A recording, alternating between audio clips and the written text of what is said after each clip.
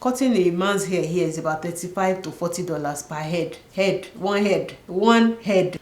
Do you know that owning your business here in Canada can give you financial independence? Do you know that running your own business can help you run out of the 9-to-5 rat race? Do you also know that you can be financially independent when you own your own business and make as much money that you desire, rather than every time hopping from one job to the other? Let's talk about these things and how to benefit each and every one of us as immigrants here in Canada so that we can be financially free. Catch you soon.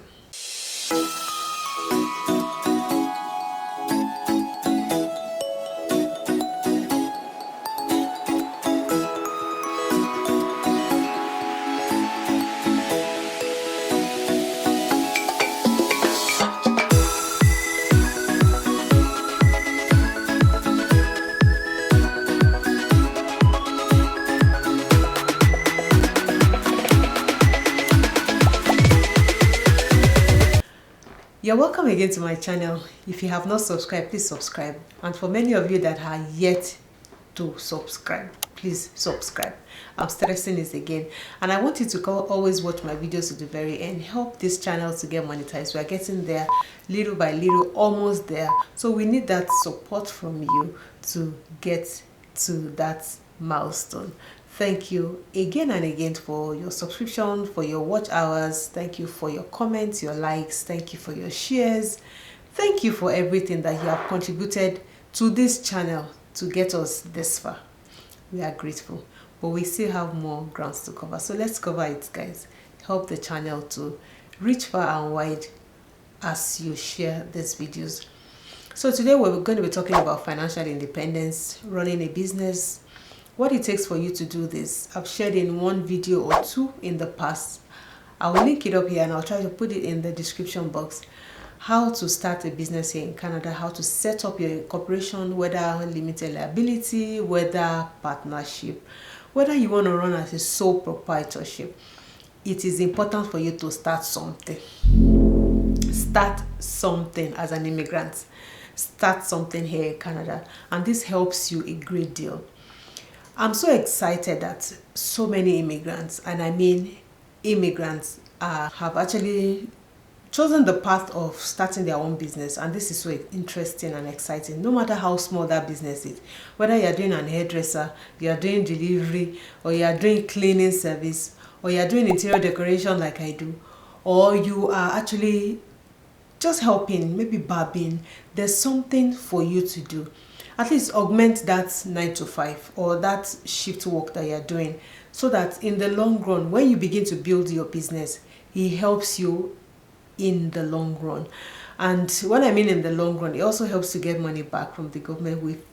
We can't even overstress this, and that helps you as a business owner. You can also benefit. I remember during the COVID season that businesses that started, I think they gave them a particular year, even as new businesses, so that they can stay afloat. The government was giving money to them to not make those businesses go under, so they can pay their staff or they can stay afloat for a particular period. I remember the government was giving about $40,000, and people could get to refund the money. Of course, it's not free money, but eventually they were forgiving $10,000 for those that they give $40,000, and if you actually collected $60,000, you were forgiven $20,000. Isn't that good?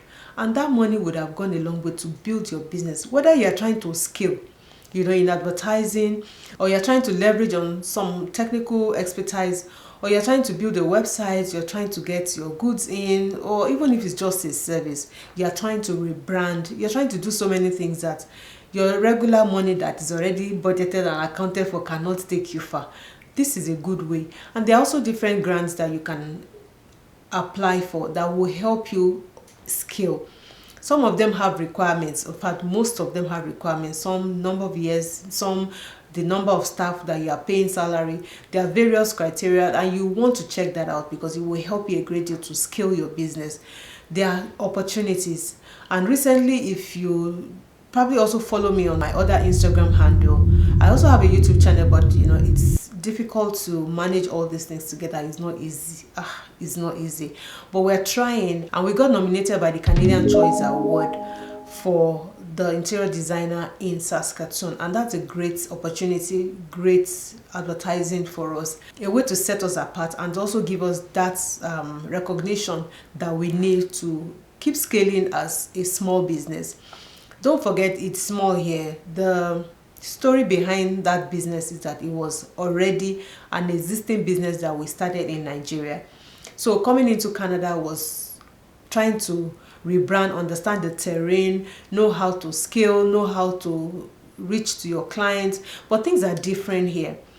If I look at it and I say, yes, because things are different, I won't start. But because of the business mentality in me, I decided to still incorporate, got the same name, which was really interesting, and decided to run with that business.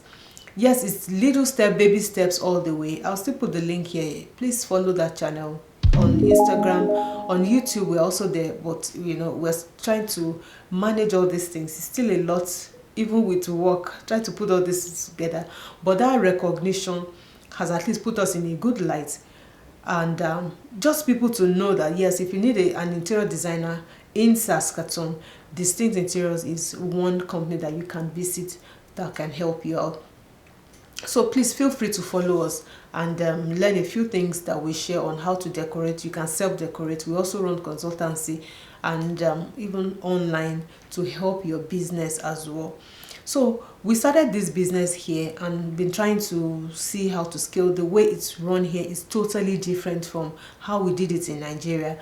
It's totally different. Here, most things are DIY. Despite it, there are still businesses that are here, and you need to find your niche. You need to find how to run under your niche. We are still discovering, so I won't come here and tell you that we have actually achieved or attained, not yet, but we're still trying to unravel how to really penetrate further into that market and begin to help people to do their interior, help them to style, help them to give them a good outlook of their home, of their office, or whatever space that they have. So we also help to buy things for them if they need to import items, or they need furniture, they need accessories, they need anything that would enhance the beauty of their space. So that's what we are there for, and there's always, as much as we can, we send tips on how you can decorate or elevate a particular space.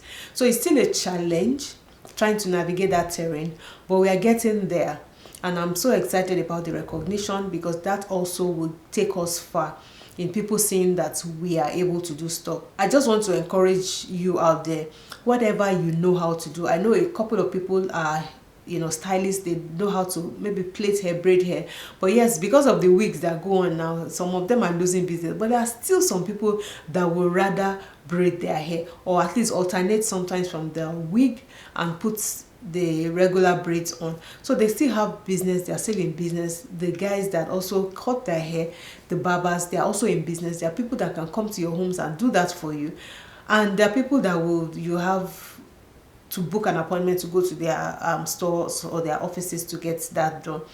But by and large, what I will encourage is that, please, when you start a business, begin with baby steps. Don't feel that nobody will patronize you. Just start and build a community around that business, build awareness around that business. Let people know that you are existing so people can patronize you. You never know, somebody might be looking for that service. It might just be that you are close to them, and that's why they will keep patronizing you.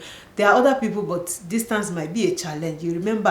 If you remember in school when they were teaching us about businesses, and they will say nearness to markets, nearness to the community, nearness to warehouse, nearness to this, nearness to that, and that helps people to decide who they run with as a business. So please start your business, and as you begin to scale little by little, put things in place like your accounting.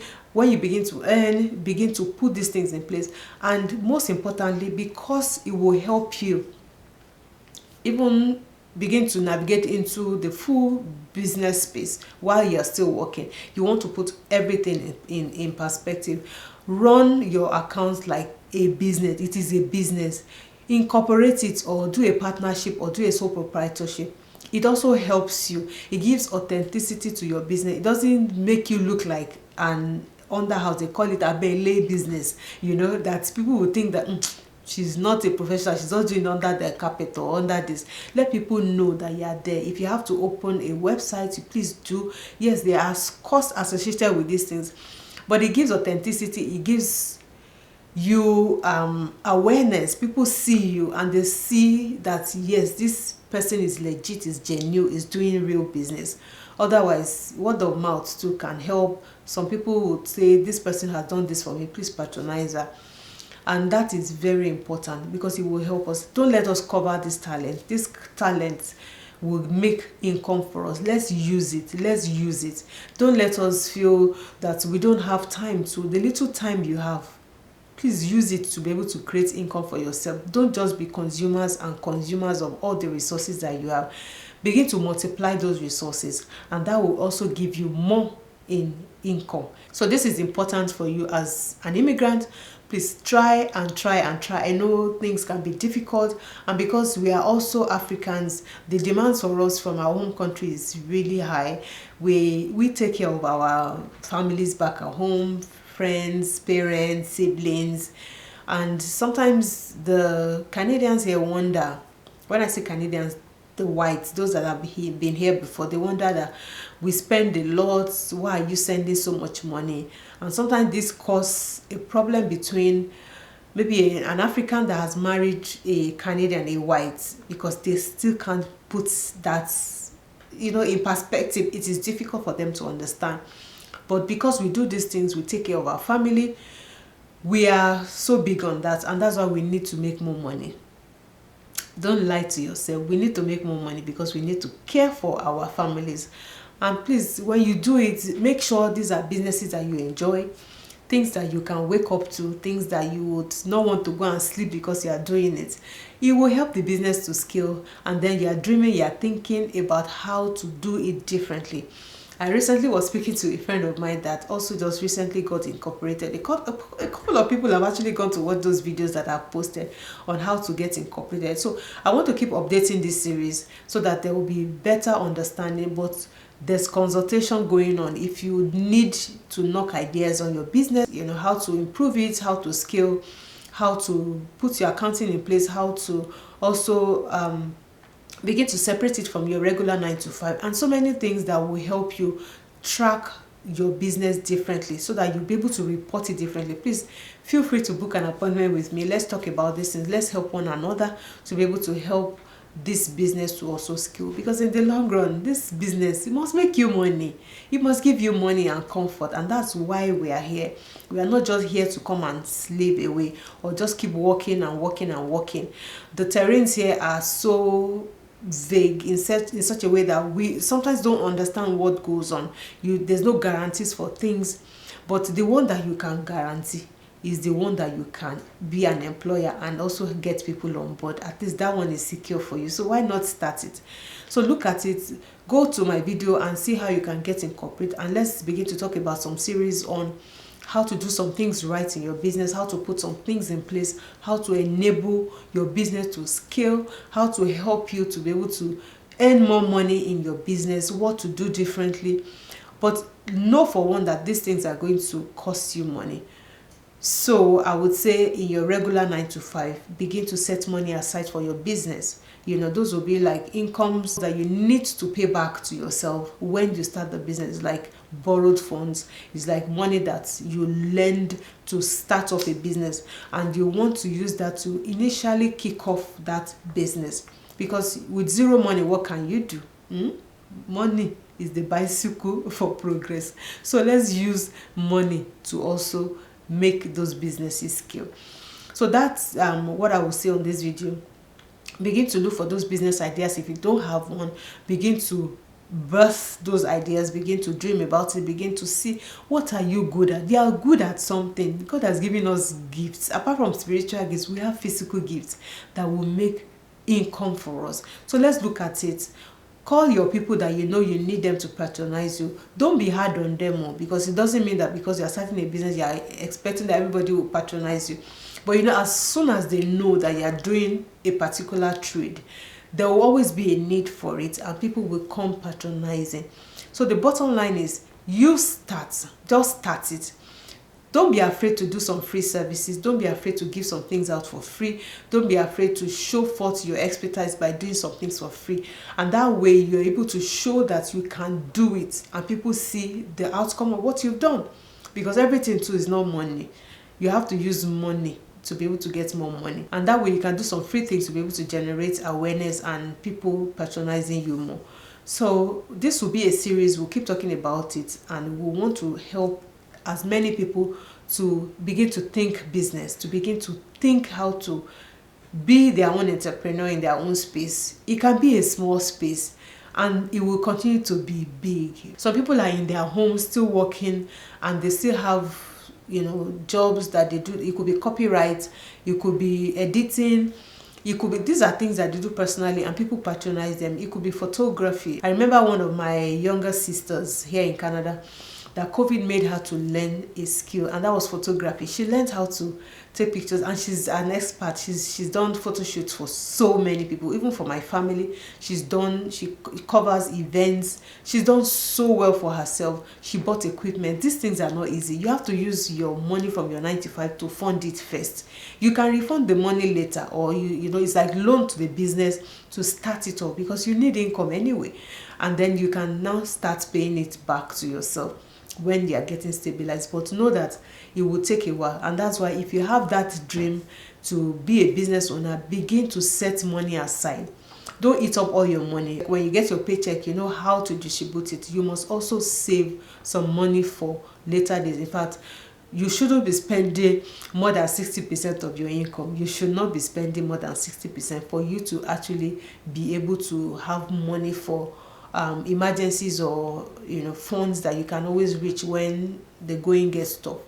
And that's why you can also portion that amount. It could be 5%, and begin to put it aside for your business, because starting a business will cost you a lot of money. Incorporation, paying for those things, getting equipment if it's that kind of business, or getting to put a website in place, you're paying subscription, or even getting a team. You might not be able to do it yourself. You might need somebody that you need to help you begin maybe your Instagram handle, or to begin to do stuff for you. Those are going to cost you a bit. Even if it's a freelance person that you need to support you, you will be paying as you need those services. So you want to keep money aside, because you want to be consistent, and consistency will drive crowd to you. Consistency will show that you are indeed there for that business, not like awake today, you are dead tomorrow. You pick up again tomorrow, you are like, oh, my dream, I've forgotten my dream, oh, let me go back there. No.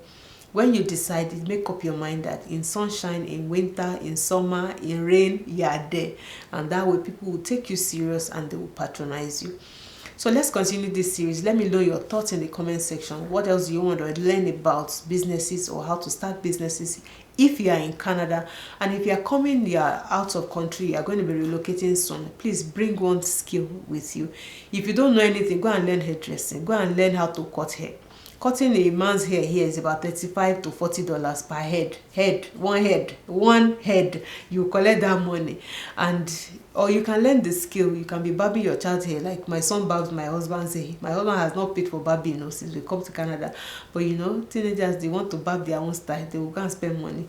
So you need to learn a skill. If you learn how to make hair, you're also earning like nothing less than $70, $80. Now, in fact, it's going to like $100, $120, depending on the style that you're making. And that is good money for one person's hair. So you want to do all of this, learn something, even if it's also digital, your editing skills for somebody that is also a content creator, or you're helping them with their websites, you know, you have that IT side of you. So many things. You could also be a writer, you could be an editor, you can be a transcriber, you can be one thing that will give you time in between your work to be able to carry these things out. You want to hold that to your heart, so that also helps you to get more income in. It will be trickles of income when you start, but you know, when people know you, they come rushing at you, then you'll be saying, I don't have space. You have to book, or you have to wait 1 week before your job comes out. It's so sweet, but you must be ready to take baby steps. So let me know in the comment section what you want to learn more from starting a business here in Canada. What are the concerns that you have? What are the questions that you have? What do you need clarifications about? We'll begin a series about it and let's start talking about it. So we'll catch you up soon. See you in another vlog. Bye.